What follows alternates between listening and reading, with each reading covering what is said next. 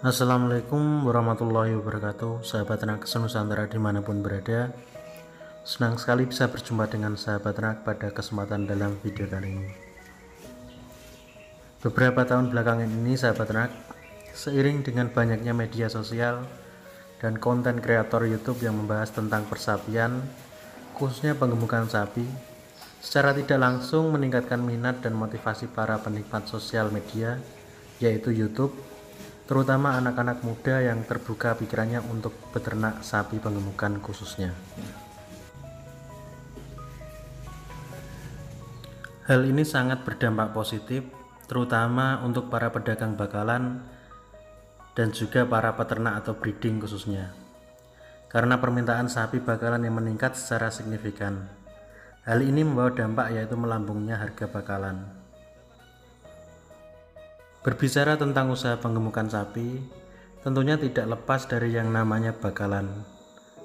Dan dari mana bakalan-bakalan ini terus dihasilkan? Bicara mengenai sapi bakalan, maka tidak bisa lepas dari usaha breeding atau pembibitan sapi.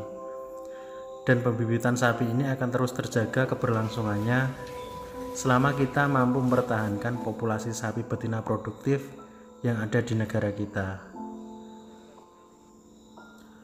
Namun dewasa ini, seiring dengan meningkatnya permintaan daging di pasaran dan melambungnya harga sapi jantan siap potong, maka ada sebagian oknum nakal yang menyiasatinya dengan memotong sapi betina, termasuk sapi betina produktif, dikarenakan harganya yang jauh lebih murah ketimbang sapi pejantan siap potong. Padahal pemerintah sudah mengesahkan undang-undang larangan memotong sapi betina produktif dari tahun 2014 yang lalu. Dan bagi si pelanggar juga akan mendapatkan sanksi, baik berupa hukuman kurungan, penjara maupun denda yang sampai ratusan juta. Mayoritas pemotongan sapi betina produktif masih banyak dilakukan di sentra ternak potong di daerah seperti Provinsi NTT, NTB, Bali, dan Jawa Timur. Dan berikut ini adalah kriteria betina sapi produktif yang tidak boleh dipotong sahabat ternak. Yang pertama adalah sapi betina yang melahirkan kurang dari 5 kali atau berumur di bawah 8 tahun.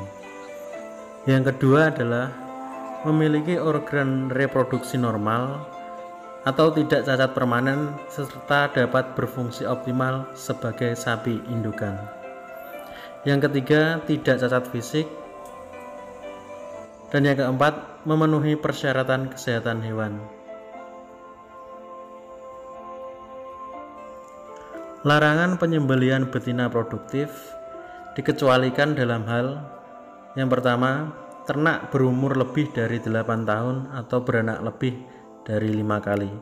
Dan yang kedua, tidak produktif atau majer dinyatakan oleh dokter hewan atau tenaga asisten berkompeten di bawah dokter hewan.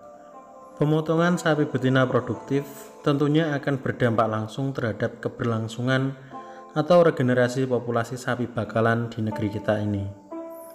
Karena dengan memotong sapi betina produktif, sama juga menghentikan mata rantai regenerasi populasi sapi.